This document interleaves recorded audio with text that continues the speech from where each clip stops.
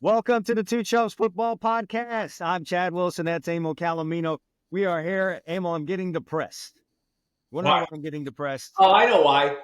Let me guess. Because the college football season has crossed the halfway point. Man, I'm seeing week 9 here. Slow down, college football. We're moving way too fast. But nevertheless, Emil and I are here once again to bring you the action. We're going to recap last week because we have to.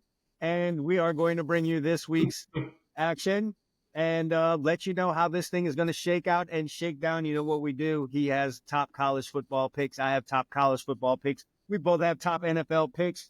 We are going to go head-to-head on one college football game, one NFL game. Emil has a survivor pick for you that just can't miss. It just cannot miss. So stay tuned for that. Emil, you got something you want to get off your chest here in the early? Wait. Before we do all that, we gotta do our task here. Look, if this is your first time or you've been coming here and for some reason you have not hit that subscribe button, what are you doing? Go ahead and hit that right now, whether you're watching us on YouTube or listening to us on your streaming podcast device machinery, whether that is the Apple Podcast, Spotify, Anchor, whatever you're listening to us on. Go ahead and hit that subscribe button so we can annoy you the next time we put out a great show like this one. All right, Emil, you got something you want to get off of your chest. It's not a major league rant, but, we get a couple emails. There's always somebody that doesn't listen to the pro tip, right? Now, granted, and you're being very kind, by the way, saying we have to recap it. You were fine last week, okay? What's that song? He ain't heavy. He's my brother. I feel like I'm a soldier in Vietnam. You're carrying me out of the Just this week. I had to do it. But when you lose by a half a point, there's certain things in gambling. Okay, there's numbers 3 and 7. They're kind of common. Okay, so there's serious numbers that you should pay attention to. So when we give you a game here at 2.5, 6.5. That's because we're keeping track. We're on a show. That's what we do. Neither one of us would be silly enough to walk to a window or a kiosk and bet that game without taking it to 3. I mean, look at it this way. Don't be so damn cheap. If you're paying $110 at plus 2.5 and you're betting $100 a game, so you're going to put $120 in there. You want to win $100, right? It's $10. Are you really going to risk $110 over $10? If you're betting $500, you're going to risk $500 over. I think it's people, once they put a pick down, they think it's going to win by 3 touchdowns. They just don't think it'll come down to that last moment. Listen, I'm here to tell you, more games come down to that than not. Obviously, if we're giving you a game at plus 2.5, we believe the team is going to win outright. That said, they are getting points, and games end by field goals. So please, please, please don't ever make that error again. He's told you 2 weeks in a row. If you do this for the third week, you're just not a lover of winning and money. All right, push the number to 3 if you need to. Push it to 7 if you need to. Yes, for God's sakes. Heavens to Betsy. Heavens to Betsy, right? I don't have a rant today. I just want to lay these out here for folks just so that you are aware. Big movers today.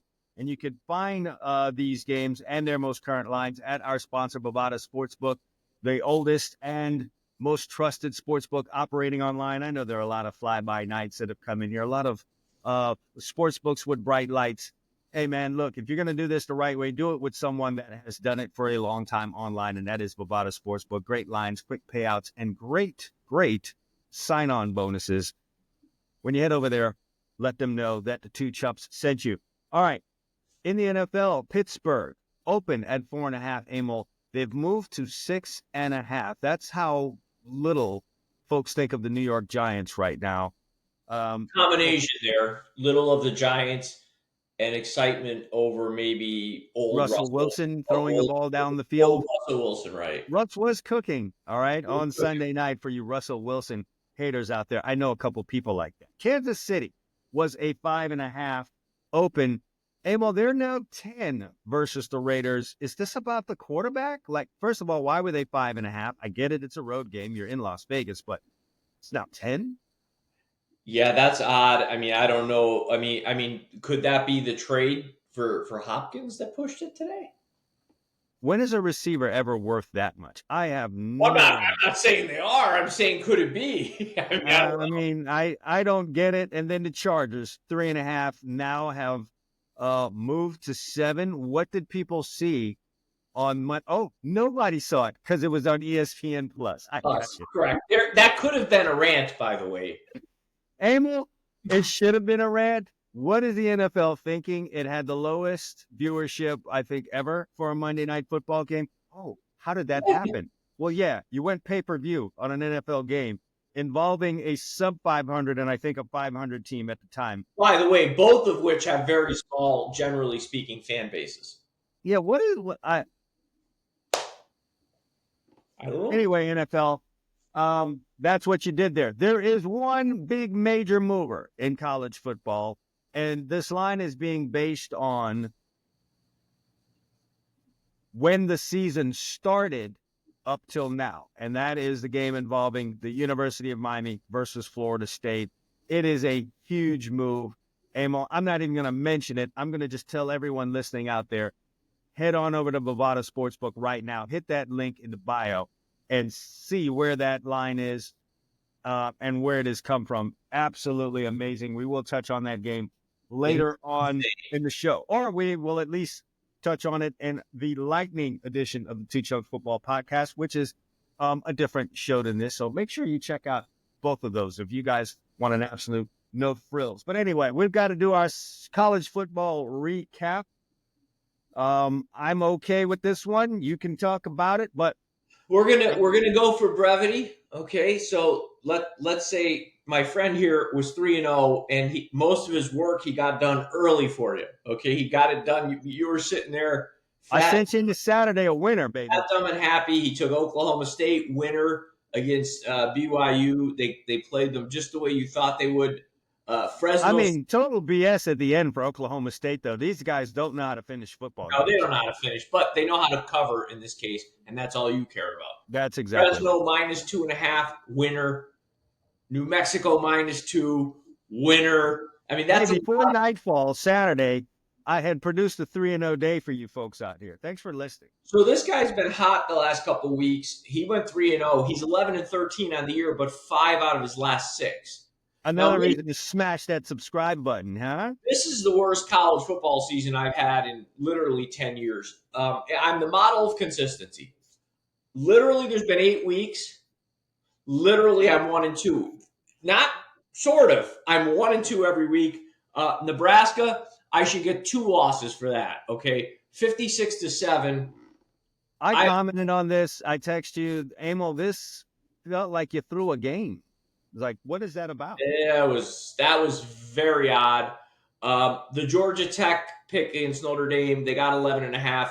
They were closer to what you said. You thought Notre Dame kind of did what they did more what you thought. I think we covered that in the lightning round last week. 31-13. It wasn't. It's just you never felt like they could cover the game. And then finally, my best and only winner of the week, I did have Tennessee +3 at home. I just didn't like Alabama in that spot. I felt like if Tennessee was going to get Bama, it has to be this year at home. So that was my winner. Tennessee was Tennesseeing for a little while there. They were Tennesseeing, and then they came to their senses and said, hey, we're really good this year. Let's act like it. By the way, folks, I have been saving myself, and we'll talk about it when we get to that part of the show, with our off the sheet. So I've been basically a 500 handicapper in college the last couple of weeks. We'll talk about that later. Anyway, I'm 8-16 on the year. I've got a lot of work to do. I'm going to go first because I've got to get my picks out. I feel like this is the week I finally turn the worm. The first one's going to surprise people. They're going to say, no wonder this guy's 8-16, but I can smell a rat, okay, a mile away. And this first game feels and smells like a rat. UCF, who's 3-4 on the season, is home playing Brigham Young, who's undefeated. Top, what are they, 15, 12, something like that in the country, 10? They're definitely making noise. and UCF's a 2-point favorite. Now, that almost feels like they want me to run to the window with a pile of cash and say, "Oh, give me the undefeated team." But something's You feel wrong. like you're being induced. Yes, something is just not right here. And this is purely a system play. When I see stuff that's this egregious, I'm going to do the opposite of what I feel I'm being asked to do. I'm taking UCF -2 here. They barely lost against Iowa State last week. Iowa State's a really good, solid football team. I think this is a game BYU's due to lose. They've had some close wins now. Remember, BYU, if you look down their schedule, wins are wins, but they have a lot of wins that are less than one score wins. They're due to have one of these tight games go the other way, and I think that's this week. Give me UCF -2. Quickly on the next one, this is purely another play where I think Bama comes in here. If Bama can't get up for this game, I mean, their season's on the line now. They can still be a playoff team with 2 losses if they run the table. They're giving 13.5 to Missouri. I am unimpressed with the 1-loss Missouri team. And I think this is a game where they come into a really pissed off Alabama squad and get drilled. And then finally, total disrespect in this last one. I think SMU is a really good football team, but giving 12.5 points to Duke, I know Duke's offensively challenged, but they play solid defense. And 12.5 points to Duke is just, it's wrong. I mean, I can't, I mean, it's just wrong. They're a 1-loss team. So I'm going to take Duke plus 12.5. All right, recapping for my friend here. He likes UCF against BYU. He smells a big old rat in that one. He likes UCF -2. Why? Because why the hell are they favored? He likes Alabama at 13.5, really needing to get their act together, and Missouri seems like the right place for that to happen. He likes them as 13.5-point favorites at home against the Tigers. And then he is not with the disrespect being shown to the Duke Blue Devils here against SMU. He wants the Blue Devils at home as 12.5-point underdogs. All right, let me run this thing down for you. Look, I've had some success getting off of the big stage of college football games and grabbing some things in the lowlights. Why mess with a really, really good thing? So with that being said, I'm going to run on over to the MAC conference, which has been good to me over my entire years of doing this. And I'm going to grab Eastern Michigan -3 in this game versus Akron. Akron's just not a very good football team right now. You could not describe Eastern Michigan as a powerhouse, but I think Akron is really at a point of wanting to pack things in here. Eastern Michigan still has some fight. They're a small favorite in this game. I definitely think they're the better team, the team that's more motivated to play this football game. So it's real easy for me to take Eastern Michigan in this one. Watched Fresno State in depth last week, because I had to. But that's a really good football team. They've got playmakers. They've got a playmaker at the quarterback position, pretty good running game, and a well put together team that looks like they're trying to do some things. This is the best Fresno State team that they've had in history. No, absolutely not. But they're definitely a better team than San Jose State. That's kind of back and forth and iffy this year. I think this is a low-key rivalry that people don't know about. I know about it because I've spent some time on the West Coast and have actually played in football games against both of these football teams, so I kind of know what goes in there. Fresno State, the better squad in this one, feeling good about last week. They're only laying 5 right here, a number I think they can very well easily cover. Give me Fresno State -5 over San Jose State. I watched Nevada because I was watching Fresno State last week. And though Nevada lost that game against Fresno State, they're also pretty solid football team that started off the year bad. They had some really bad losses, but since they moved into conference play, they've shown themselves better. I was a little leery of them last week. If you think about my commentary last week and speaking about Fresno State, I was not very complimentary for Nevada, but actually putting eyes on them once again last week, I kind of like this team, and it's been a struggle for Hawaii this season. Their biggest accomplishment was hanging close with UCLA at the beginning of the year, but we've come to learn now that the Bruins do not roar, and Hawaii is just not that team right now. I think Nevada, with the squad that they are, coming off of the loss against Fresno State, they're probably a good play here. Not probably, they are a good play, especially under a field goal. You don't have to push any numbers around here, folks. -2.5. Take it and run with it. Give me Nevada -2.5 over Hawaii. So let me recap here. And folks, another pro tip coming. Just because these games aren't games you necessarily want to watch doesn't mean you shouldn't pay attention. Okay, don't. That's right. Set it and forget it. Go watch your Texas and your Georgia and your Alabama and you set these and forget it. Yep, don't just. Here we go. Eastern Michigan -3. My friend here is giving you Fresno State -5.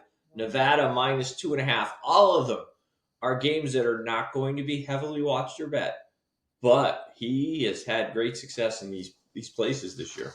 Yeah, we're going to run with that. So those are your college football picks once again, sponsored by BATA Sportsbook, one of the oldest and most solid sportsbooks operating online. So Emma, I'm going to go to the favorite part of college football for you, and that is the off the sheet picks. There you go. This is your time to shine, my friend. You are undefeated this year as an off the sheet picker. Let's keep that thing going. Yes, I'm 3-0. You grabbed your first win off the sheet last week. So I did. I needed that. Yeah, I'll tell you what. The service academies are no joke this year, at least Army and Navy. Air Force is kind of a joke. But Army and Navy are no joke, okay? Yeah, They've been, no question about it. They've done well for you. Army's been gold for me, and they were gold again last week. I took them -15. That was a winner. You did what was smart. You went against Kent State. And you took Bowling Green. That was a winner for you. So this is quick because that just segues me. I'm taking Western Michigan -17.5 off the sheet this week. Real simple. You know why? They're playing Kent State. Okay. There you go. I'm telling you, I've seen a few minutes of the 2024 Kent State football team. I'm here to tell you that's a bad football team. Yeah, it's not pretty. No. It's not good. Western Michigan's always been a good club in the MAC, always a really solid program, one of the MAC teams that traditionally, along with Toledo and Northern Illinois, and so, they're near the top usually. I'm going to grab them here, lay the 17.5. I think they crush Kent State. My off the sheet sends me, all right, so Western Michigan is -17.5, and that is Emil's off the sheet pick. My off the sheet is going to send me back into the Mountain West Conference, the big showdown. When you compare this against the games that I picked this week, it's, on the sheet. But nevertheless, still an off the sheet, not a Power 5 game. Boise State is facing UNLV. Emil, this is as good a UNLV team as I think they've ever had. And boy, have they been smacked around, moved around, pimp slapped, all of that by Boise State over the years. Boise State has been the big bully in this conference. And I'm just really thinking here for UNLV, this is your chance to finally punch the bully in the nose. Get back some of your lunch money that they've taken from you over the years. This is a damn good UNLV football team. Yes, I know their original starting quarterback held the school hostage based on what you want to believe there.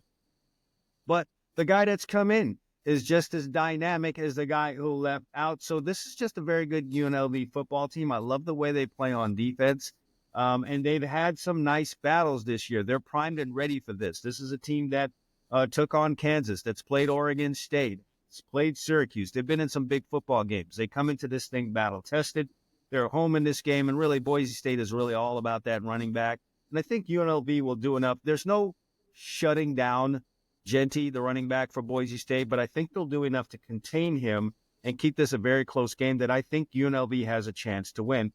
And if you think UNLV can win this game, then getting 3.5 is definitely a good thing. I think this is a huge game for the Rebels.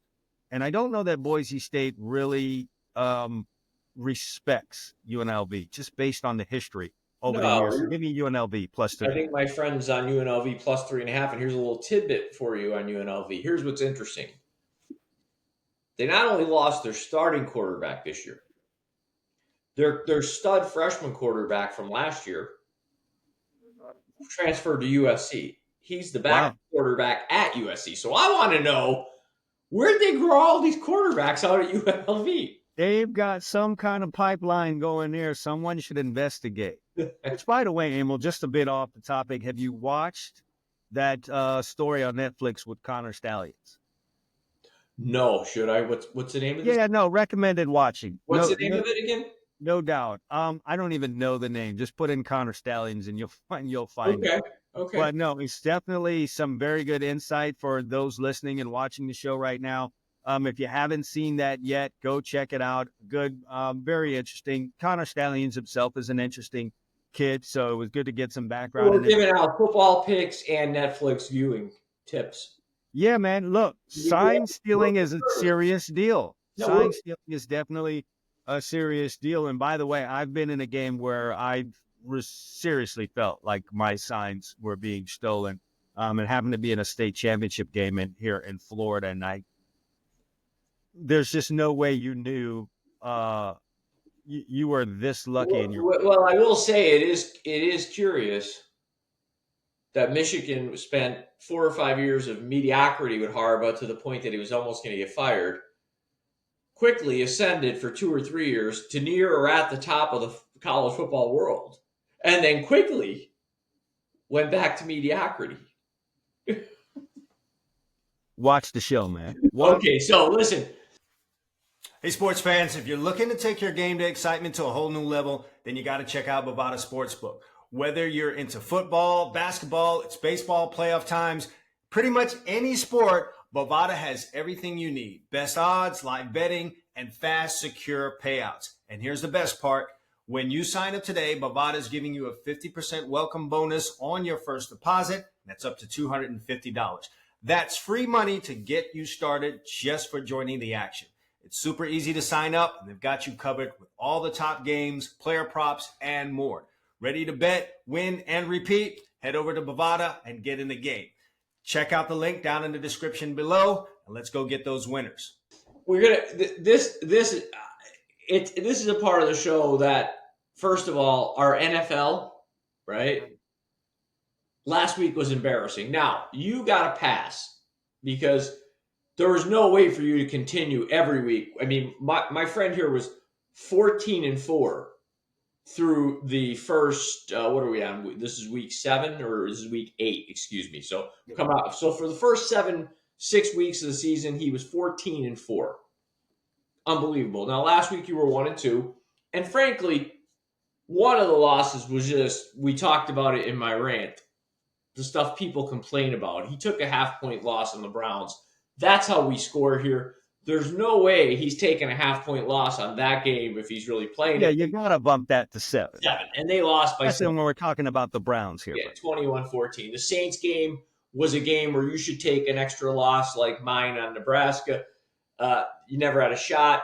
You made a very astute pick with the Raiders because you're handicapping. I remember you saying, should the Rams really be favored by 7 over anyone?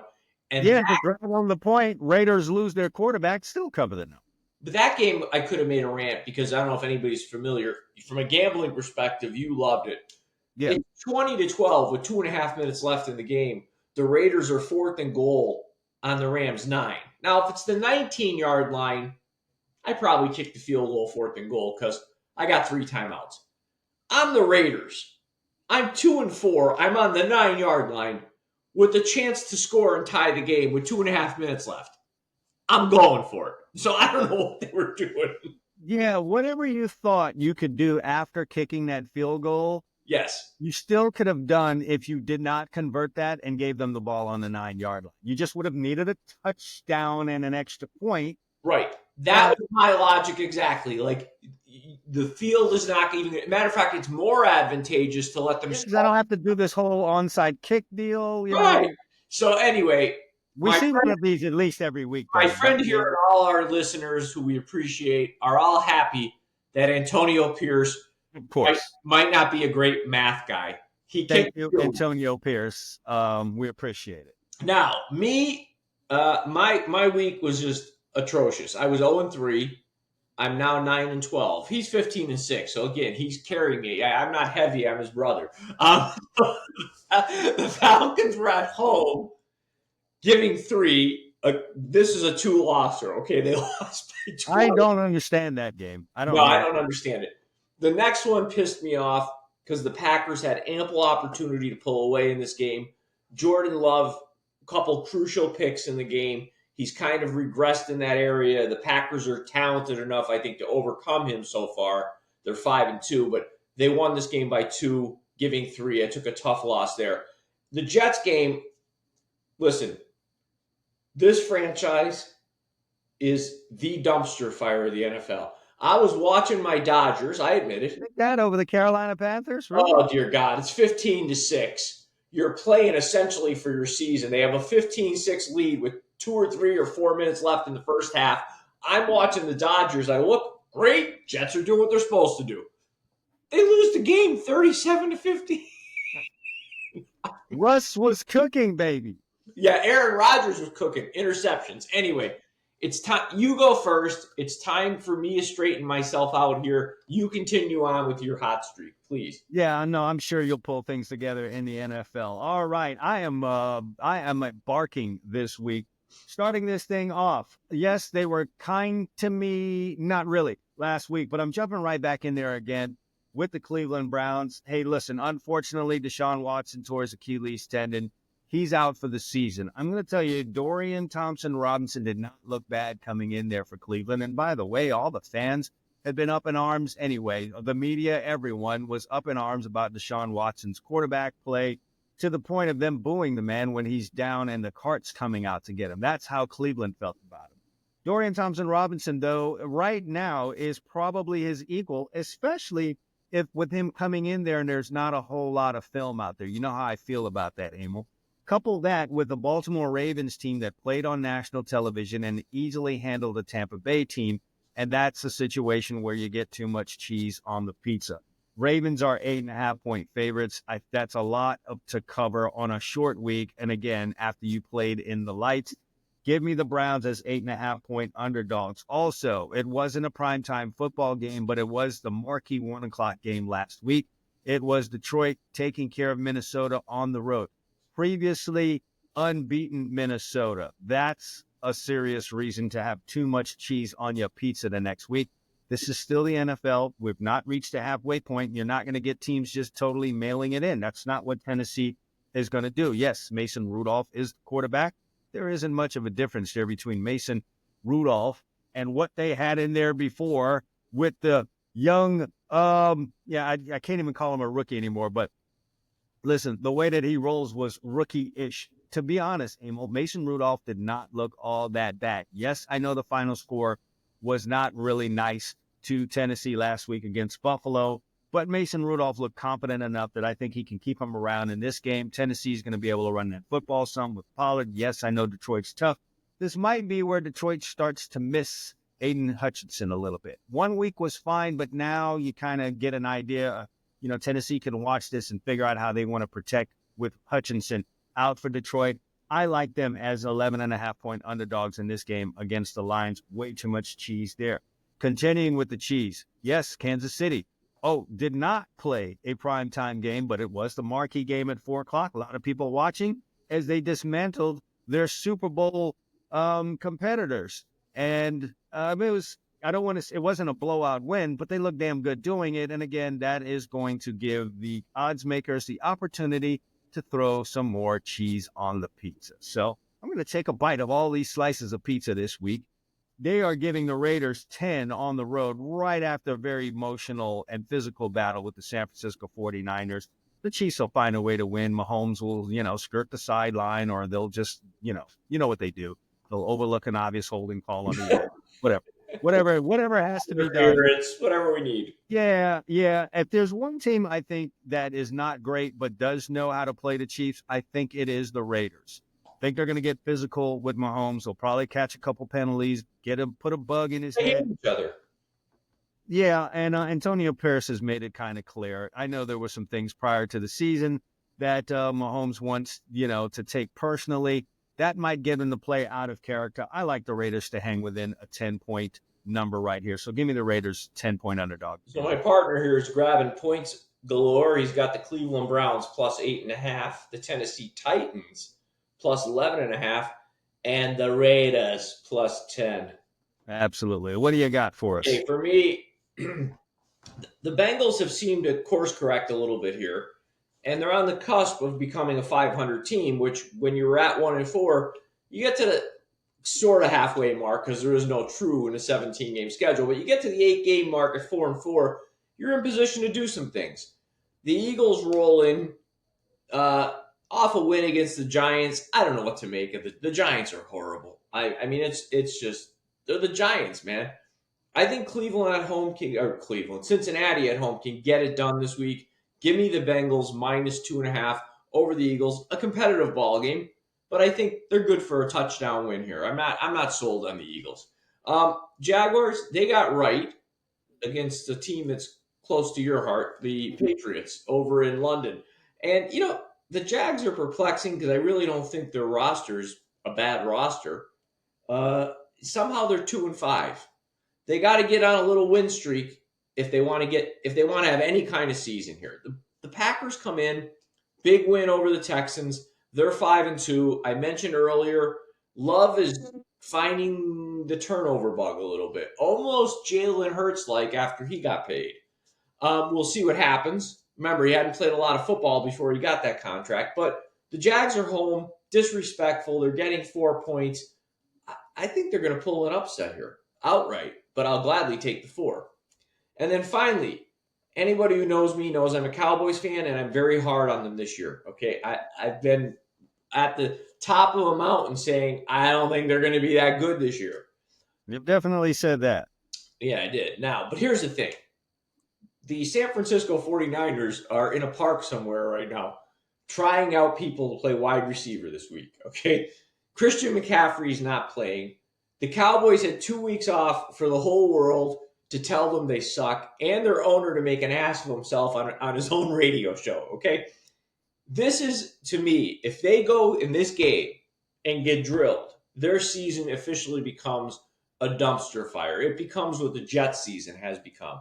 So I think they've got to show up in this game. Now, could they lose at the end by a field goal? Sure. But I'm getting 4 points. I think they're going to pull the up, which I don't consider it that big of an upset, given where San Francisco is injury-wise, which I did call, by the way, before the season started. Their injury luck has run out, and I think that helps Dallas in this game. They circle the wagons and get the win in San Francisco. Give me the Cowboys +4. All right, wrapping up Emil's picks for NFL picks for Week 8. He likes Cincinnati laying 2.5 against the Philadelphia Eagles. We're just both waiting for that thing to explode. Yes. Over in Philly. He likes Jacksonville catching 4 at home against the Green Bay Packers. Thinks the Jags got to start a run of some kind, somewhere, somehow, sometime. He thinks this is the week that could potentially happen. And then he's taking his Cowboys against the hobbling San Francisco 49ers. And I got to give you credit. You did say their injury luck would run out, and boy, has it. So he likes the Cowboys as 4-point underdogs in their battle with the San Francisco 49ers. All right, it's time for the Player Props Parlay of the Week. And I'm going to focus on just one game, and that is the Monday night game when the Giants travel to Pittsburgh to take on the Steelers. Emil and I have already given our thoughts on that game on the lightning round of the Two Chumps Football Podcast. Make sure you check that one out. But I'm going to give you 3 props to put together into your parlay for this week. And we're going to start off with what's going on with the New York Giants. I am going to be looking at Daniel Jones. Yes, I know he is a pariah in New York, and people love to get on the train of calling him, pretty much the worst quarterback in the league, and all those kind of lovely adjectives have been thrown his way. But as it pertains to this game right here, I fully expect the New York Giants to be behind. They're on the road playing against a really good football team, and that means Daniel Jones is going to have to throw that football a lot, and that means he's going to pile up some yards. The number is 199.5. The last 2 games on the road, he's been over that number comfortably. I look for him to do that again. Yes, I know the Pittsburgh Steelers have a good defense and a good pass rush. Whatever the case may be, if they don't hurt that man and put him out of the game, he's going to have a good volume of throws. I expect him to have some success getting that ball down the field. He does have those moments. And like I said, he's been over that number over the last 2 games. It's going to be the same kind of situation for them here. And so he's going to pile up those passing yards. And I fully expect him to go over 199.5. It's going to cost you minus 115 at Bovada. The next thing I'm going to look at is go over to the Steelers side. If you watched that game last week, it looks like Mike Tomlin did know a little bit about what he was talking about. And you needed to get more out of the Steelers passing game. And he got that with Russell Wilson. Will he have as much success this week as he did last week? That remains to be seen. But you did have to look at his connection with George Pickens, both on deep balls as well as in the red zone, and realize that there is a pretty good chance that those two are going to connect for a touchdown, whether it's a long one or it's something in the red zone where George Pickens is very, very much a force.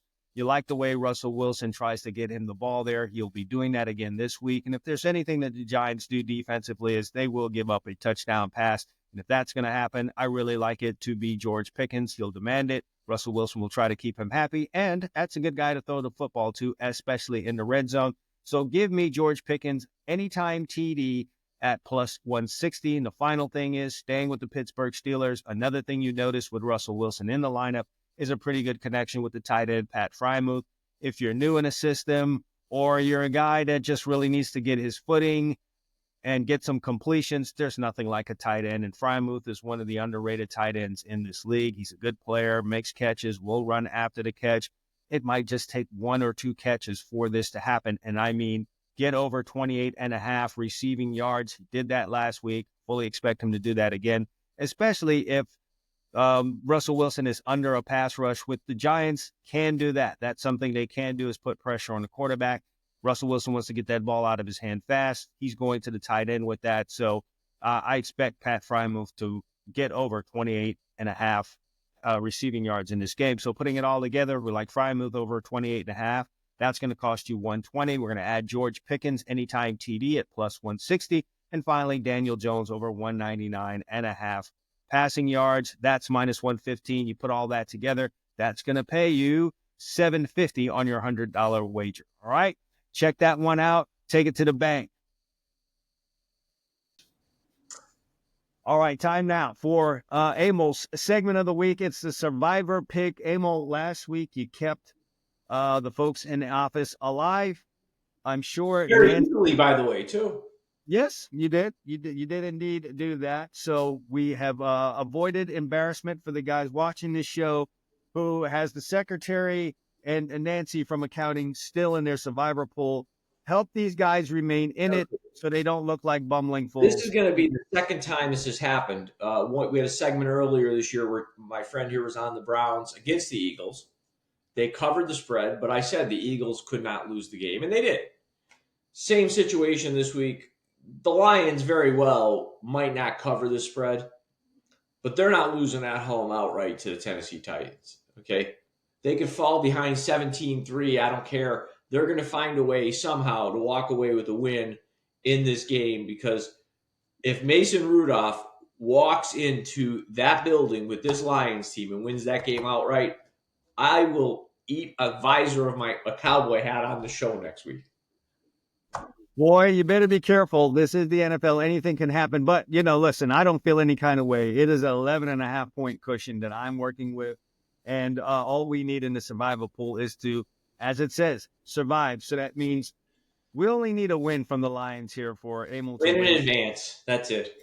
That's it. So Lions, go out there and win by 6 this week. Everyone goes home happy, but go home you will. And that's where we're going to go right now as we have totally wrapped things up. We recapped last week. We've given you our top college football picks, top NFL picks, some off-the-sheet picks, which Emil is on fire on. And Emil has given you his Survivor pick. I have given you my prize picks parlay of the week. So you guys are all set from all angles. You can open up any betting on your phone, and you've got something there. We've got prizes for you all. We hope you guys enjoyed it. Once again, before you leave up out of here, you got to do 3 things. First of all, you got to visit our sponsor, BATA Sportsbook. Got a link for you down in the description below. Go ahead and click that. You need to like and share. That's one thing altogether. Like and share. You don't have to share. I mean, it'd be nice if you did, but you can like the show. And then finally, go ahead and hit that subscribe button, whether you're listening to us on podcasts, whether that's Podcasters, Anchor, Spotify, whatever you're listening to us on, or if you're watching here on YouTube, hit that subscribe button and the bell so you're notified the next time we put out a great show like this one. All right, that's it for us. Enjoy the games this weekend, which, by the way, starts tonight, Thursday night, and runs all the way into Monday. What are there? Are there like 7 Monday Night Football games this Probably, week? and one of them will be on ESPN Plus. Yeah, there's one on ESPN Plus. There's another one on pay-per-view, and I think they've got one on Tubi. Good luck finding the games for you, but enjoy them. You will. For Emil Calamino, I'm Chad Wilson. Thanks for watching the Two Chumps Football Podcast. We'll see you guys next week.